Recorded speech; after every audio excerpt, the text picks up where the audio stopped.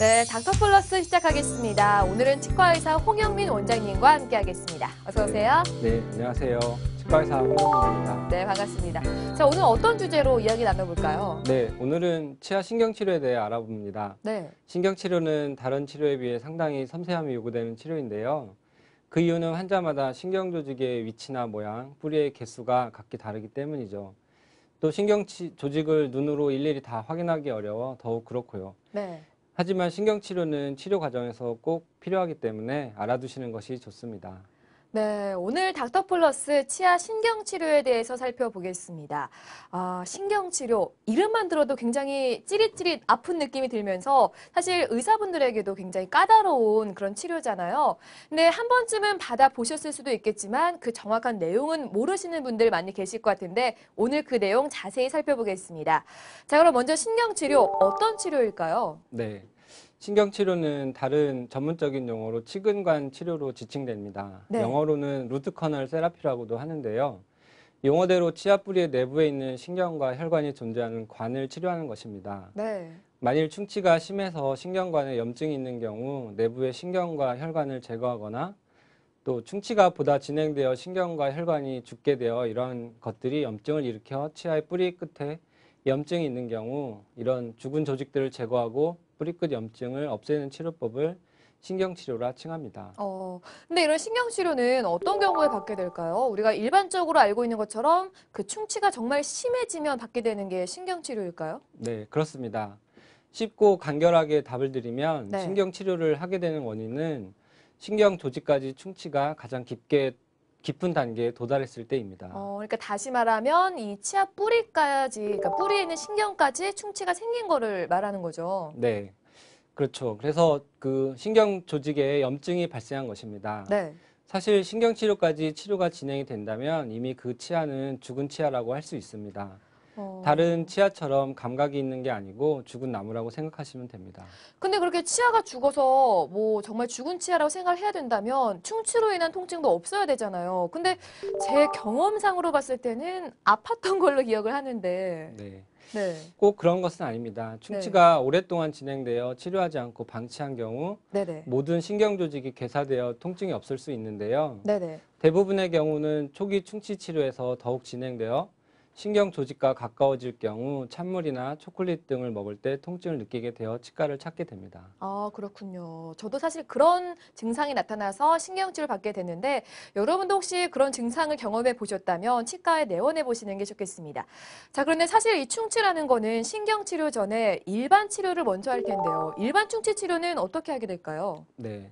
치아 표면부터 보게 되면 이제 까맣게 충치가 보이는데 네. 충치를 제거하면서 치아를 깎다 보면 신경이 노출될 경우에는 신경치료를 하게 되지만 충치가 신경까지 가지 않았다면 네네. 신경치료가 아닌 일반 인레이라는 충치치료로 치료는 비교적 간단하게 끝이 납니다. 음. 또한 충치가 깊지 않은 경우 치아색의 레진이라는 재료로 치아 형태에 맞게 채워주게 됩니다. 알겠습니다. 자, 그럼 이번에는 오늘 주제인 신경치료에 대해서 자세히 알아보겠습니다.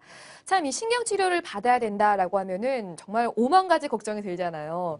근데 어렸을 때는 아플까? 이런 게 가장 걱정이었는데 요즘에는 비용이 좀 만만치 않다고 들어서 비용에 대한 걱정이 들어요. 실제로도 비쌀까요?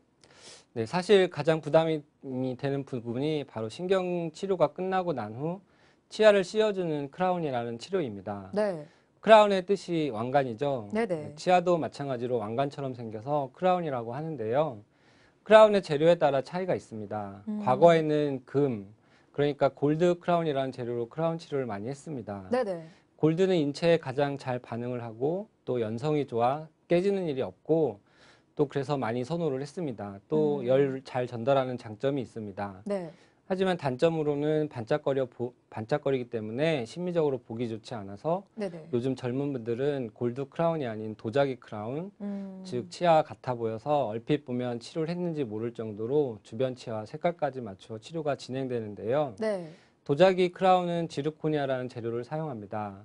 지르코니아의 단단함은 다이아몬드를 절단할 때 쓰는 재료로 강도가 매우 훌륭하여 깨지는 확률이 낮고 심미적으로도 우수하여 요즘 많은 분들이 선호하지만 이 또한 단점은 바로 비용입니다. 아. 충분한 재료에 의해 환자 본인에게 맞는 치료를 선택하시는 게 가장 좋습니다.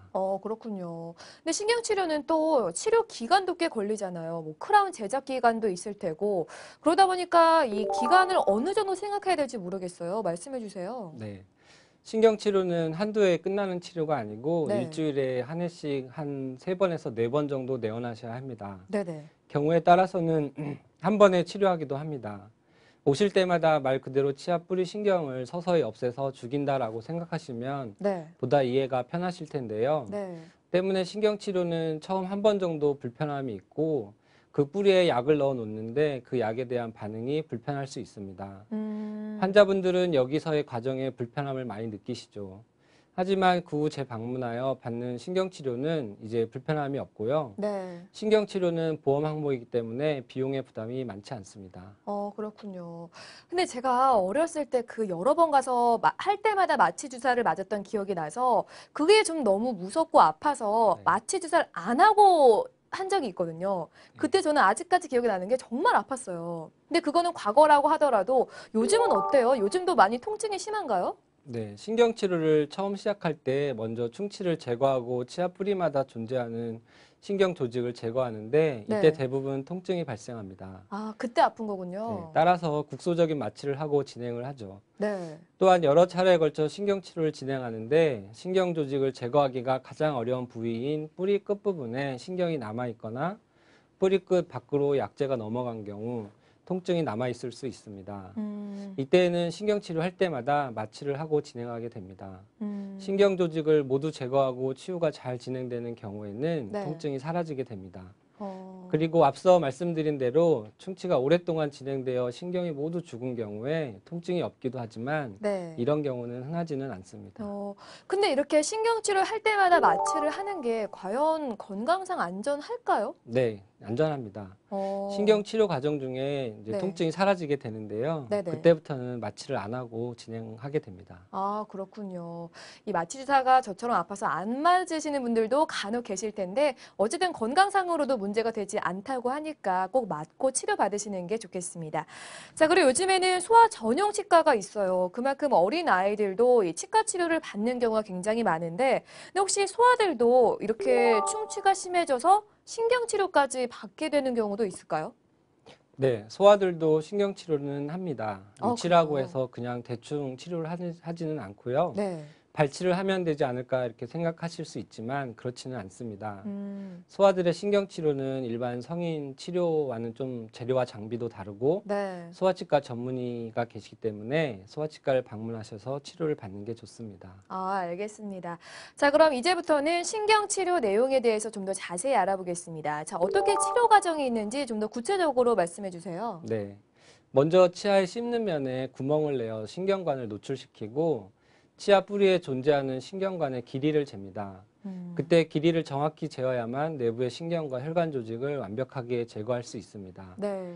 그리고 신경관 내부의 신경과 혈관 조직을 제거하며 차후 신경관에 대체 물질을 채워넣기 용이하도록 신경관의 형태를 형성한 후 신경관 내부에 대체 물질을 채워 넣습니다.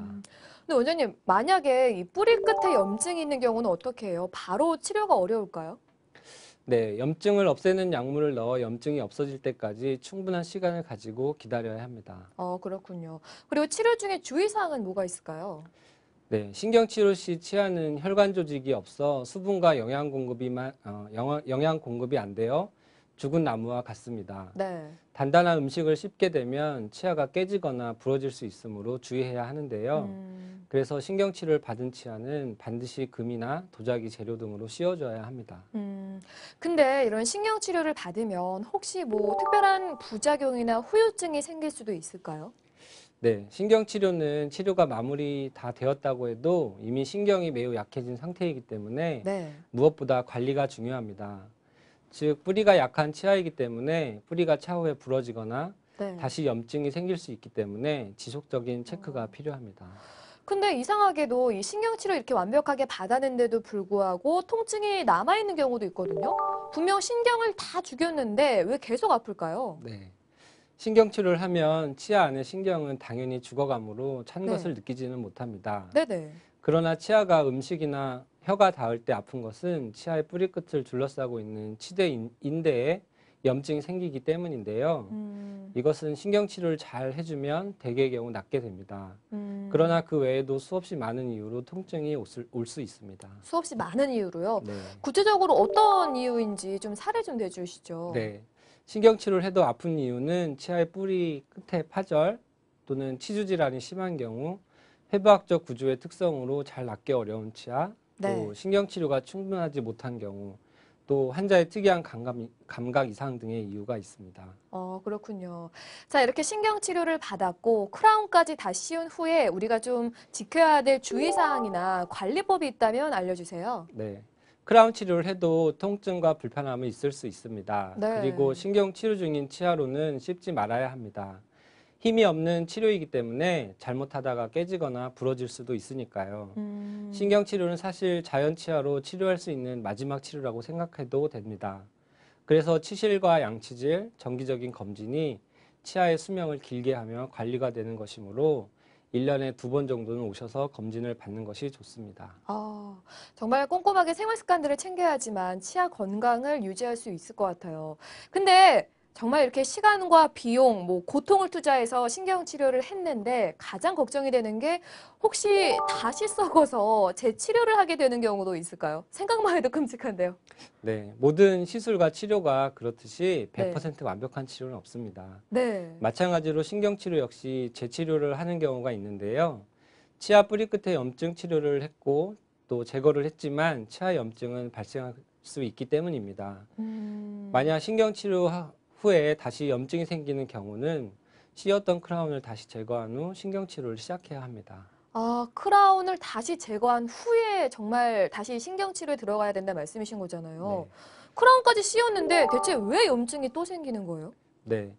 괴사된 치아 내 신경 조직을 모두 제거한 후 크라운까지 하고 나면 네. 치아 뿌리 끝의 염증은 자연 치유되게 됩니다. 네네.